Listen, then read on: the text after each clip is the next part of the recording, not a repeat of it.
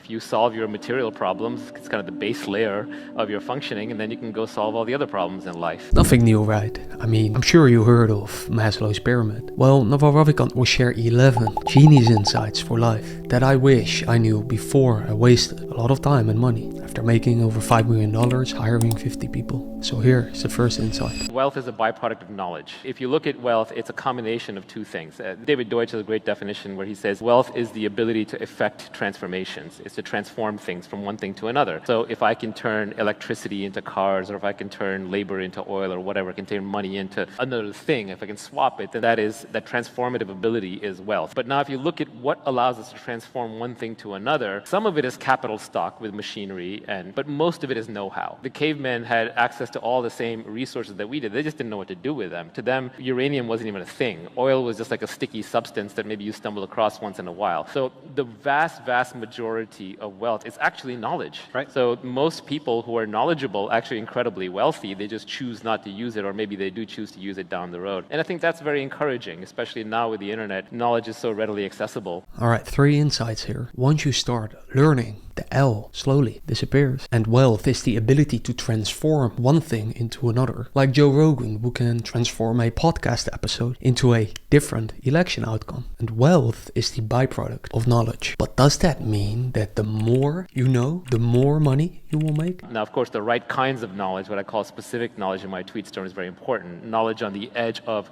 what humanity knows and wants, and if you work hard enough at it, or if you're obsessed with it, you figure it out. That kind of knowledge can be monetized much more than certain knowledge which is now common. For example, if ChatGPT can spit it back to you, you're not going to monetize it. Everybody else can get access to it too. Specific knowledge is the answer. Or how I like to say it, when everyone has a map, the real value is in knowing where to go. So the insight here is that the more specific knowledge you learn, the less competition you will have and the more money you can make. Like Naval tweeted, instead of asking what books you should read, ask what ideas you should understand. Later in the video, Naval will share the most effective path to find your specific knowledge. But first, what is even more important? Be very particular about what you take in. Make sure you truly understand it and that it is true. Truth is the most important thing. Untruth is worse than no truth. So then how do you find specific knowledge that is closer to truth? That's really what it boils down to, is curiosity and sort of a commitment to learning the correct answer.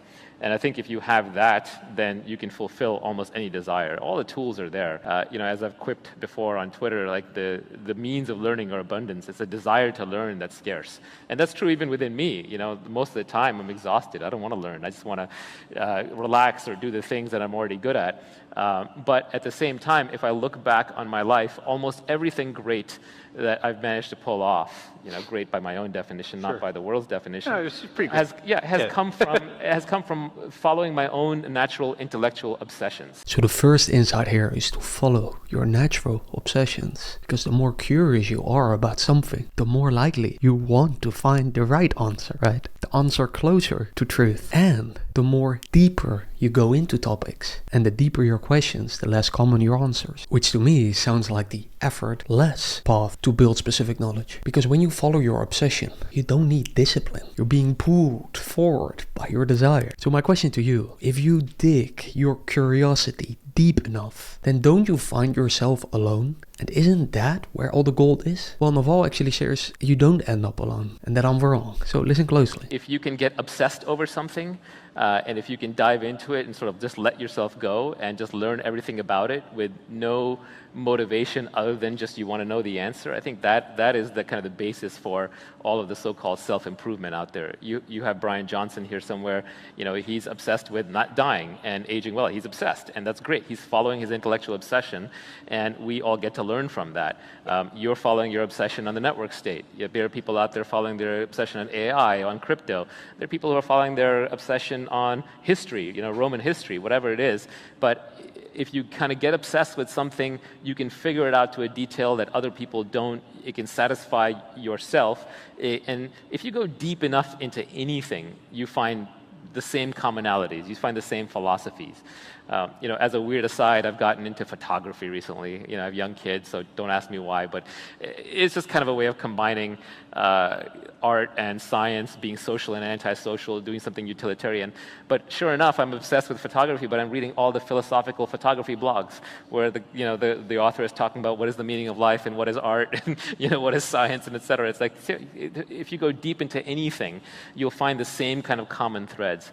And so I think it's self-improvement really just comes from letting you be yourself, follow the things that you really want to follow, figuring out the things that you want to figure out, not worrying about what other people want or other people think, and then you kind of find yourself in the same place at the end, no matter which route you take. So what I hear Naval saying is that the deeper you go, the more you realize that all paths lead to the same truth. So the more you explore what fascinates you, the more the universe reveals its secrets. And those secrets tend to be the same for everyone. If I may add to that, you don't become successful by doing the things that successful people tell you you should do. You are successful by losing yourself in what you love. Here's Naval about it. And how do you be in love? Well, it can't be forced, right? You can't buy love, you can't force love, but I will say a commonality is generally the less you are thinking about yourself, going back to what I was saying earlier, the more you're going to be able to love other people and other things. So may you realize that the less you think about yourself, the more you will be in love and in a flow state with the things you do. But then how do you avoid the following problem? My problem is I switch around a lot. So I fall in love with something,